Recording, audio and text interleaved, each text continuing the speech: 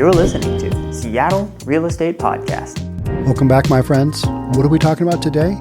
5 rural Oregon counties to vote on joining Idaho in May. They want to leave Oregon. I can't really blame them. They're probably not Democrats. They're probably Republicans, and they want out. They're like, Oregon doesn't, the major centers of Oregon doesn't represent us. Politics of Portland, leave me alone. Let me be in my rural area. We just want to be part of what what Idaho's already got going on. That's what we're doing. We want to secede, and secede isn't the right word because that's not what they're doing. We're going to figure out what they are doing, but it kind of feels like that, right? We want to be part of a state that aligns with our own values. Seattle, same thing. I mean, our politics have been blue, blue, blue for so long, and yet there are so many rural counties in Washington that want nothing to do with Seattle or its lack of political structure. All right, before we get into it, if you're new here, my name is Sean Reynolds. I own a couple real estate companies, and I read the news like this story right here that you want to hear. Let's get into it. All right, so this is a newer story, and thank you to those of you who sent it to me. It's a good topic. And I also saw this one on Tim Pool, and it's like, okay, if my people they're sending me the thing and Tim Pool reads it, that is a go, right? Tired of living in a blue state? Some Oregonians want to change the map to join Idaho. And now residents of 5 Oregon counties will get a chance to vote on the proposed border change. Proponents of the measure say they want to maintain their rural values and join a Republican majority state. I think this would be classic if that happened. Be like, yeah, that makes about absolute sense. Because what happens here in the state of Washington, you get outside of Seattle, you get just even an hour outside of Seattle, it's Republican. You start to see that, when the election was happening, you start to see those Trump signs. Man, you would not see Trump signs in downtown Seattle. That's a no-go. You want to deal with some interference with your life? Go ahead and put a Trump sign up in Seattle. See how that works out.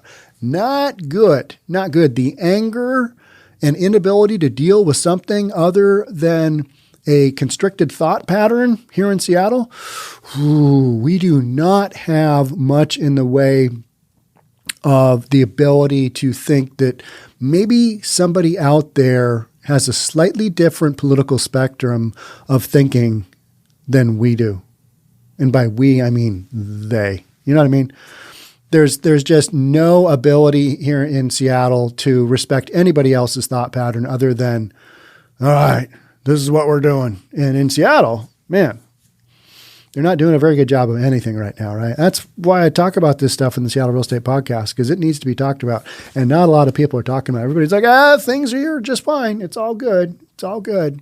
But in Oregon, they are doing something about it. And a lot of people ask me, why don't you just leave, Sean? Like, yeah, well, my businesses are here. They've been here for years and years. And just because something kind of goes sideways against what you believe doesn't mean you just up and leave. You don't just quit. You don't just quit. You double down if it's important to you, and you just keep doing your thing, keep believing what you believe, and this too shall pass. Probably not. And I spend a lot of time in other areas as well. I go to Maui fairly often. I'm going to start going to Miami more often, I think, just because it's fun there. It's warm.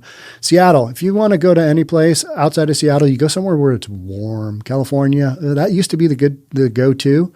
Not so much anymore. Maybe a little San Diego action. Yeah, that sounds pretty good. But why not fly a couple more hours? End up in Maui. That's what I always ask myself.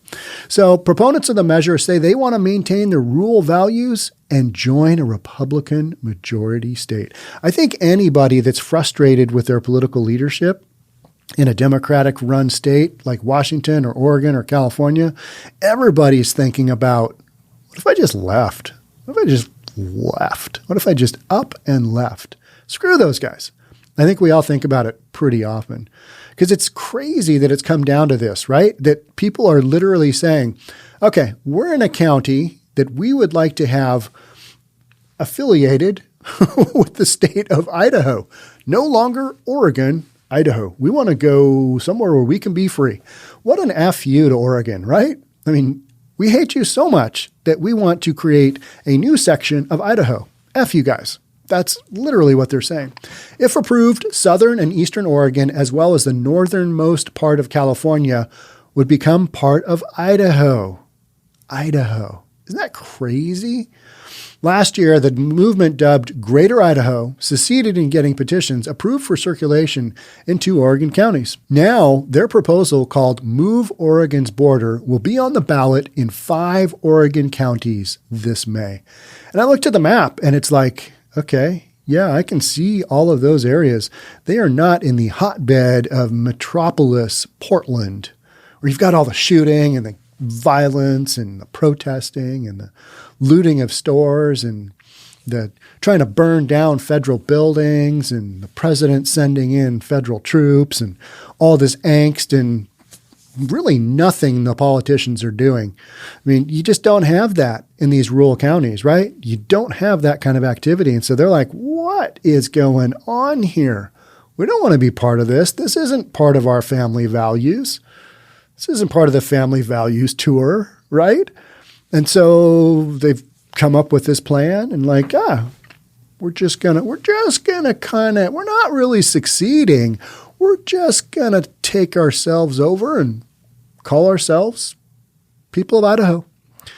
When I hear Idaho, and I've heard Idaho a lot over the years, I always kind of think of it as that place where the extremists go. Because I think so much of the far right has had, it's just a state that's affiliated with that, but it's not necessarily that. It's just that is a state where people have hunkered down and you've had a couple of major national incidences that have happened in Idaho.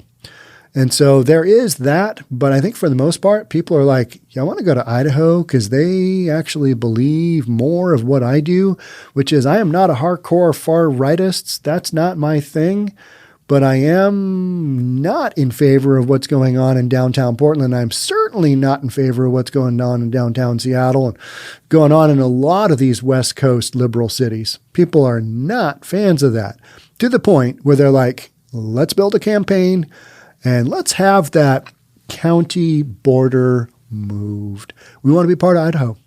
Our signatures that we collect for petitions are good for 2 years, said Mike McCarter. He's president of Greater Idaho. We plan to go county by county with petitions to build grassroots support for the movement. He says Greater Idaho's plan is different from secession as it only includes a shift in borders and does not interfere with the balance of power in the U.S. Senate. It does not create a new state or increase the number of states in the country.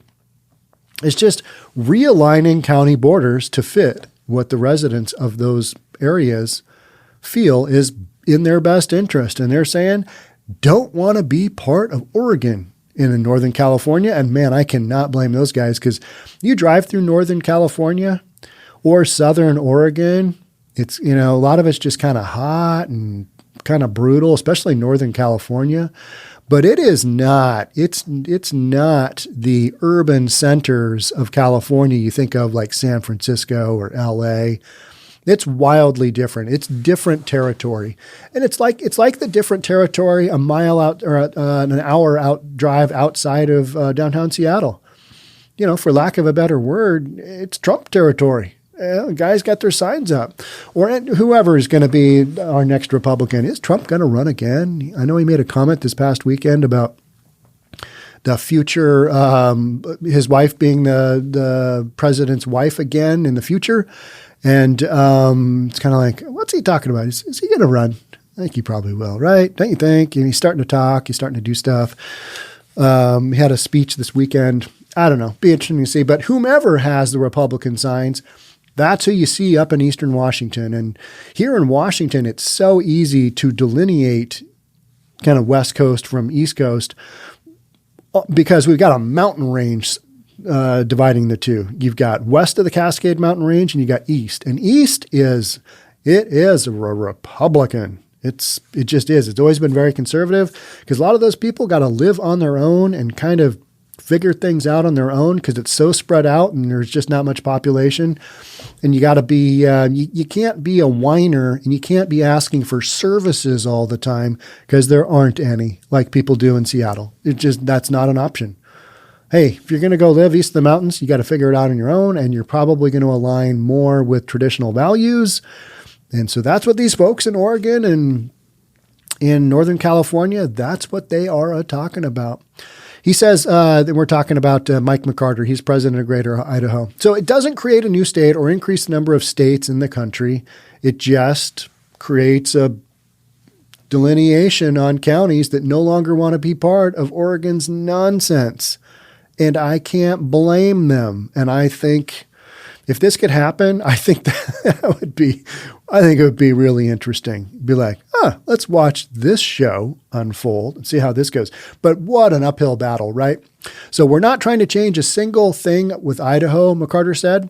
We just want to come alongside them and maintain the values. Now, what about the tax base? All of a sudden, you were paying taxes to Oregon, and now you're in Idaho. Your tax base gets much bigger, right? I mean, it does, right? Or are we talking about pretty small geographic area? I know you're talking about big geographic areas, but population-wise, I think they're pretty small. And also, I believe with the counties that they're trying to pull into Idaho, it would give landlocked Idaho a port. Because one of the counties, I don't know if it's in Northern California or in Southern Oregon, goes out to the water, goes out to the ocean. Idaho would be a port city, would have a port city. How crazy would that be? No, I don't think this will go through, but it's certainly worth talking about, right? Because this is where we are getting to with our country. Is people no longer, they're so politically divided, and I try and stay away from politics because you guys get enough politics on other channels, and I try and stay, everybody pretty much knows what I think. I'm to the right of middle. I'm conservative because I'm a business owner, and guess what? Business people have to live with reality, not this rethink and reimagine crap that doesn't ever go anywhere. We have to deal with the bottom line and make decisions based on the bottom line. And so business owners, you're pretty much gonna be more conservative. And that's a lot of why you guys follow me, is because I'm not way far right, but I'm definitely right of center. Not that far. I mean, I still care about people, and I care about some of the other stuff that people would say, well, that makes you kind of left of center. No, I don't believe that.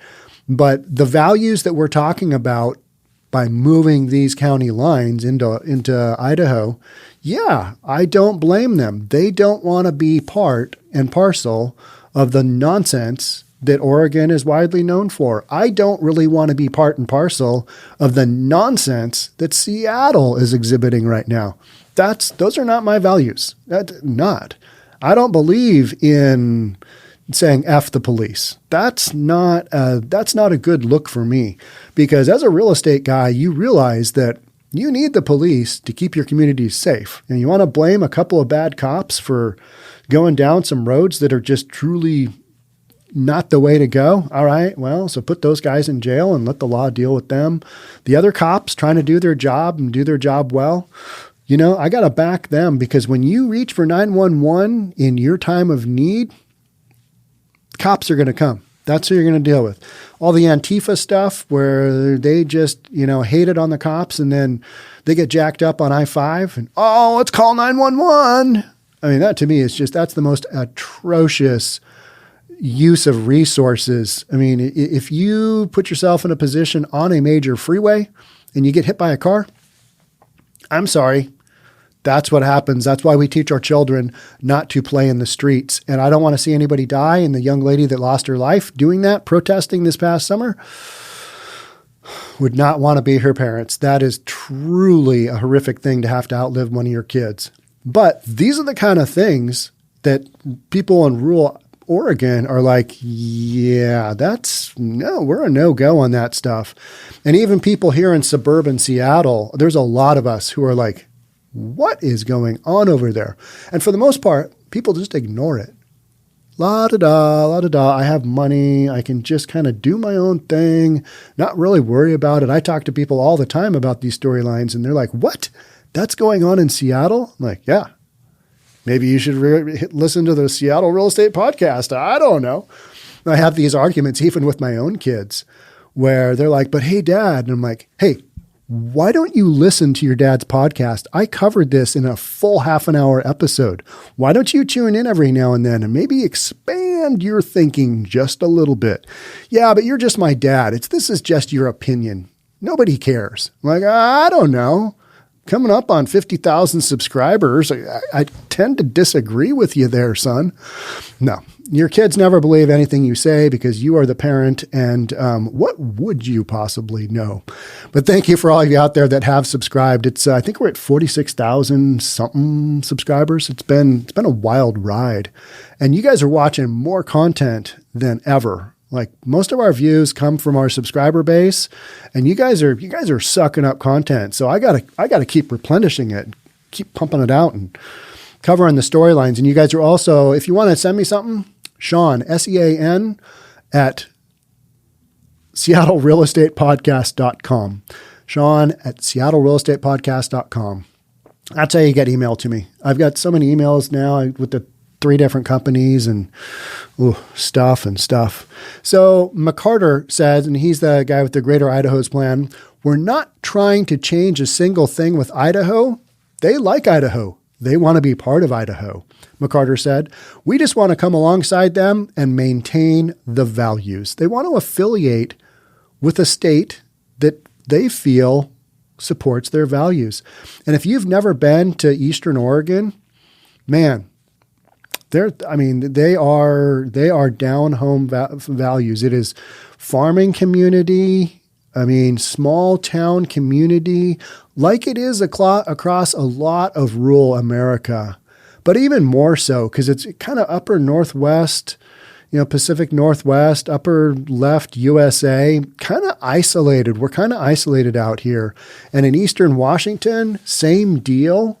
You get isolated and you're out there, and then all you see on the news is this horrific, ridiculous stuff coming out of Portland and Seattle. Then it makes you think, what if I was part of a state that had more values that aligned with what I think? That might be cool. And that's what they're doing. However, even if all rural counties vote yes on the movement, the ballot would still require agreement of the 3 state legislatures, Oregon, Idaho, and California. And also, this is the big one, Congress. Oh, anything to do with Congress, I just cringe because you just know, well, that's going to be an out of control, you-know-what show. But I think it would be great if it got that far. Hey, Oregon, yeah, take a hike. We're part of Idaho now. And if that happens, how long until parts of Washington join Idaho? Right? That's going to happen. You hear oftentimes people in Eastern Washington, and it's over the mountains. It's a different world. It is literally a different world than what we deal with here in the Seattle area, the greater Seattle area. You drive across I-90 or you go across Highway 2 to the north. Go across I-90, you go through Issaquah, where Costco is headquartered out of. You go through the mountain range. It takes about an hour to get to the top of the mountain range, and then you drop over on the other side, and it goes from being rainy and cloudy to the skies part. It's almost like the biblical thing where the skies part and the sun comes out, and it's different. It's different over there, especially in the summer. Everything's brown, and it's hotter, and different weather system, and different political climate. And those folks over there, I could see them saying, hey, rest of Washington, we would like to, for lack of a better word, we would like to secede from the Union. We don't want to be part of Washington anymore. These guys over in Idaho, they want us. But how would the taxation, how does that go down? I understand that we're not talking about creating a new state or a balance of power in the U.S. Senate or increase the number of states in the country. We're just reallocating. But is Oregon going to want to let them go? I don't know. Maybe they don't have a choice. Maybe it's just, hey, if this works, then we do it. But you're going to see a trend of that, I think, if this were to go through in some miracle. And I don't really know how these things work as far as the mechanics of seceding from the Union. I keep saying that. I know that's not correct, but you know what I mean. You get the idea. All right. United States of Texas. I mean, that's kind of what we're talking about here, right? So thank you to the person who sent this to me. And I think there was a handful of you. And thanks so much for being part of the Seattle Real Estate Podcast. I will keep covering this stuff as you guys send it to me and I see fit. And if I keep getting subscribers and views, we're just going to keep doing this. How's that? All right, you guys. Thanks so much for listening. Thanks so much for being a subscriber. I will catch you guys on the next episode of the Seattle Real Estate Podcast. Bye for now.